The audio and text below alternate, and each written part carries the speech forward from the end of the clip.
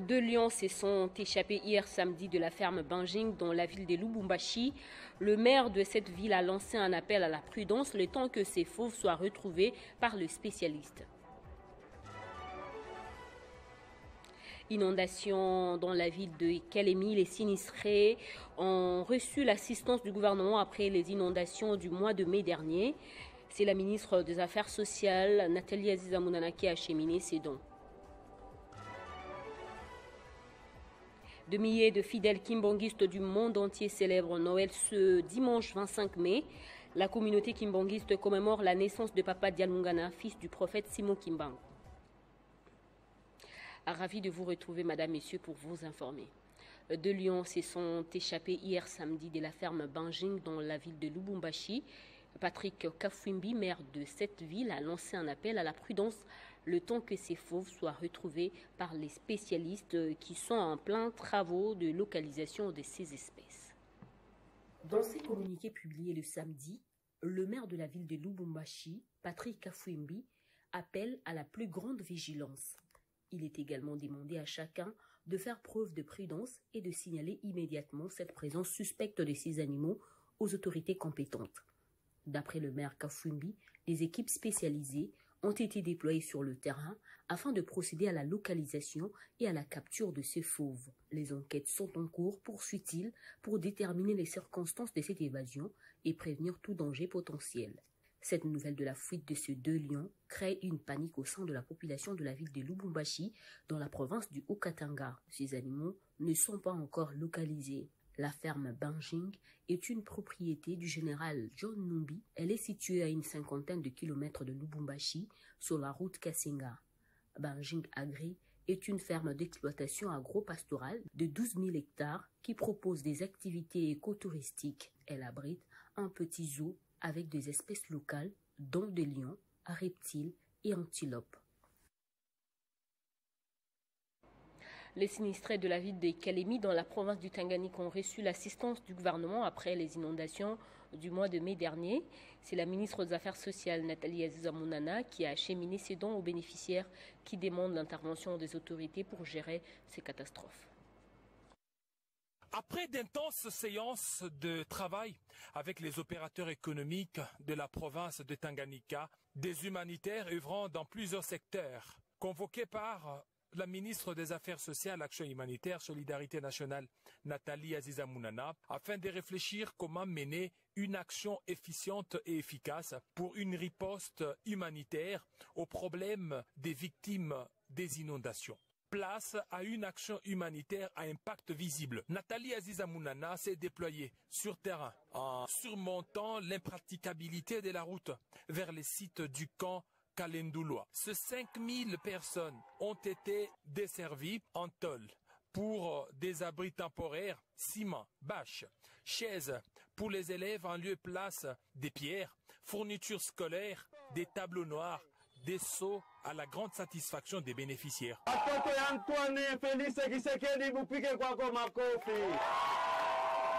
Tunapika shukurani kwa president de la Republique bila kumsahau mama Aziza Mounana. Batu salikuya waliwazia sasa ni ndoto, lakini leo anafanya surprise anatuletea kitu. Tutamwombea mama Aziza Mounana na gouvernement yote ya Republique Democratique du Congo. Mungu ababariki. Wale beko na mawazo mubaya juu Antoine Felix Tshisekedi, mimi nasema hivi, mutaingia mushimu. Sema utaingia mushimu. Utambia gouvernement national keka ya Kalendulwa inashukuru, tunapata manjanja, tunapata sima, bitu biko vya mingi kufamu leta tutashinda. Tunabapikia risante, Mungu amisaidie. C'est un pari réussi pour Nathalie Aziza Mounana dans la province de Tanganyika. Après avoir suivi à la loupe les orientations du chef de l'État Félix Antoine Tshisekedi Tshilombo et de la chef du gouvernement Judith Suminwa, afin d'assouvir la population de Tanganyika dans l'assistance humanitaire. Tracasserie policière à Kinshasa, l'inspecteur général de la police déploie de nouveau ses inspecteurs sur terrain sur ordre du ministre de l'Intérieur après l'atelier de renforcement des capacités avec le commandant des unités de la police des circulations routières sur la mise en œuvre du code de la route et de pratique des amendes transactionnelles. Le commissaire divisionnaire principal Philémon Patience Mouchidiav est passé à la vitesse supérieure en renforçant la patrouille dans la capitale congolaise. Ce samedi 24 mai 2025, les équipes des inspecteurs, sous la supervision du commissaire supérieur Jean-Claude Chibuyanga, ont été largués dans les 4 districts de la ville de Kinshasa, dont l'objectif de contrôler et évaluer la mise en œuvre des recommandations formulées à l'endroit des commandants des unités de la PSR lors d'un atelier organisé il y a quelques jours et interpellé tout élément véreux. Defuna en passant par Lukunga, Moamba et Tchangou, les hommes du général Patience Mouchidiav ont procédé à un contrôle et une évaluation systématique du travail de la PSR dans les différents carrefours de Kinshasa. À Pompage, des éléments de la PSR ont été trouvés en flagrant délit et d'autres surpris dans les véhicules d'un particulier sur le boulevard du 30 juin au niveau de Sabena, tous interpellés et auditionnés dans les locaux de l'IGPNC. À Tchangou, les inspecteurs du général Patience ont orienté les conducteurs des véhicules et motos trouvés au bureau de la PSR Bitabé vers la banque où ils devaient payer leurs amendes transactionnelles. Ceux qui ont été arrêtés arbitrairement ont été relâchés. Du 5 au 8 mai passé, un séminaire de renforcement des capacités des inspecteurs, y compris le commandant des grandes unités de la PSR, donc le commandant détachement et le commandant sous-détachement. C'était dans le cadre de les sensibiliser et de les coacher pour qu'ils sachent comment ils doivent travailler avec leurs collaborateurs. Maintenant, après ces 4 jours de séminaire organisés par M. l'inspecteur général, sous le haut patronage du VPM intérieur, l'inspecteur général nous a envoyés sur le terrain aujourd'hui pour aller voir les suivis, pour faire les suivis des recommandations qui sont issues de cet atelier-là. Les Kinoises et Kinois saluent cette opération initiée par l'inspecteur général de la police, Patience Mouchidiav, et l'encouragent à poursuivre sans relâche ses missions afin de mettre fin aux tracasseries policières dans la ville de Kinshasa.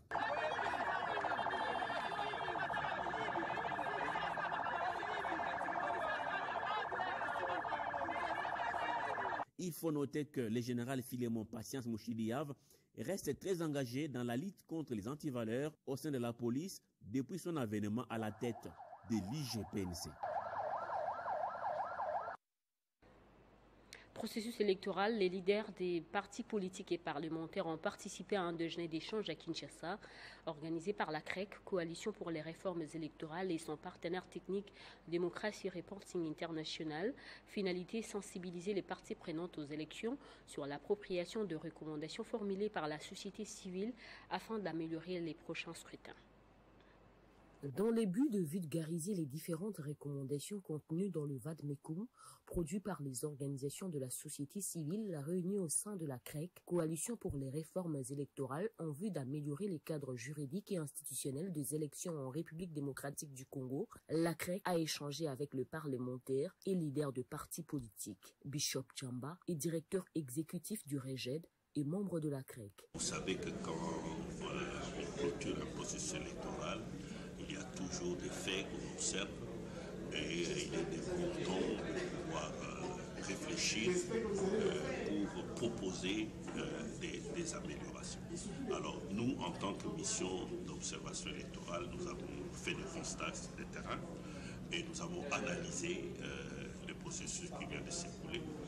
Et nous avions aussi des revendications ou des propositions que nous avions introduites après le processus de 2018.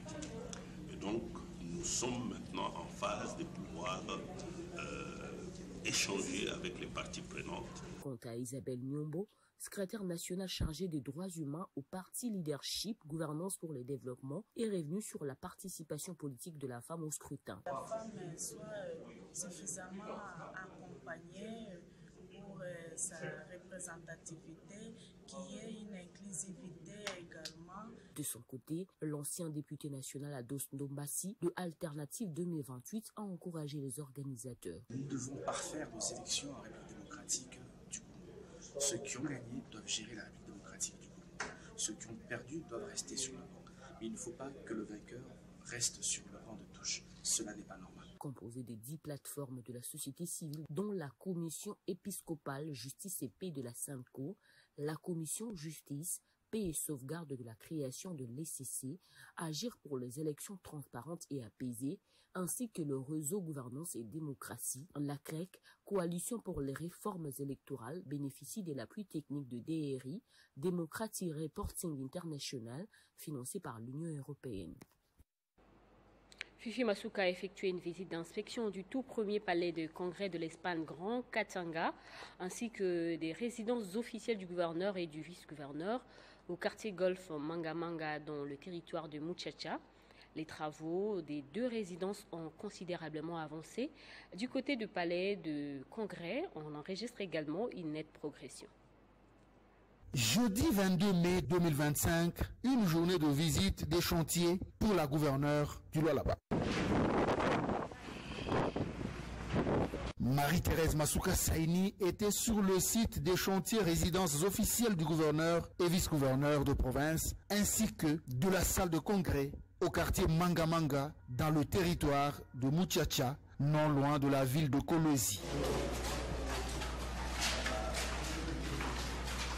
Les travaux des résidences officielles des gouverneurs et vice-gouverneurs ont atteint près de 90%. Les chambres à coucher, les salons, les bureaux n'attendent que la peinture pour arriver à la beauté voulue par l'initiatrice. Du côté du palais de congrès, la gouverneure Masuka a observé avec satisfaction l'évolution des travaux sur un espace de 2800 mètres carrés. Il y aura un amphithéâtre pouvant contenir 200 personnes et 2 salles polyvalentes avec une capacité de 200 places chacune. Étant passionnée du confort et des ouvrages qui forcent l'admiration, Marie-Thérèse Masuka Saini a voulu se rassurer du déroulement des travaux étape par étape, comme convenu dans le terme du contrat avec l'entreprise à pied d'œuvre.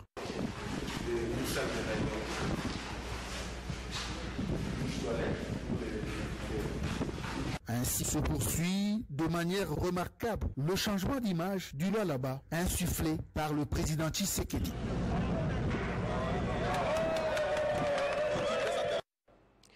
En religion, des milliers de fidèles kimbonguistes du monde entier célèbrent Noël ce dimanche 25 mai.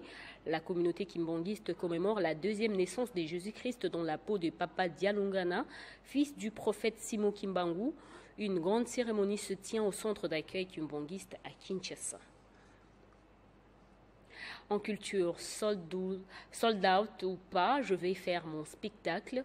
L'artiste a tenu parole hier samedi 24 mai au Drôme de Paris en France, micro à la main, dans une salle de plus de 4500 places. Héritier Watanabe devant, ses fans a livré avec pompe plusieurs titres de sa carrière solo. La rumba rayonnant par la voix du surnommé La Pulga.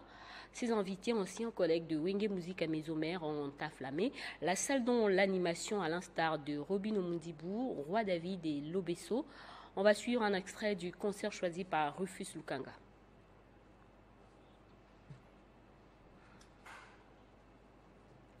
Place au rappel des titres. 2 lions se sont échappés hier samedi de la ferme Banjing dans la ville de Lubumbashi. Le maire de cette ville a lancé un appel à la prudence le temps que ces fauves soient retrouvés par des spécialistes. Les sinistrés de la ville de Kalemi dans la province du Tanganyika ont reçu l'assistance du gouvernement après les inondations du mois de mai dernier. C'est la ministre des Affaires sociales, Nathalie Aziza Mounana, qui a acheminé ces dons. Des milliers de fidèles kimbonguistes du monde entier célèbrent Noël ce dimanche 25 mai. La communauté kimbonguiste commémore la naissance de Papa Dialungana, fils du prophète Simo Kimbangu. C'est la fin de cette édition. Merci de votre fidélité.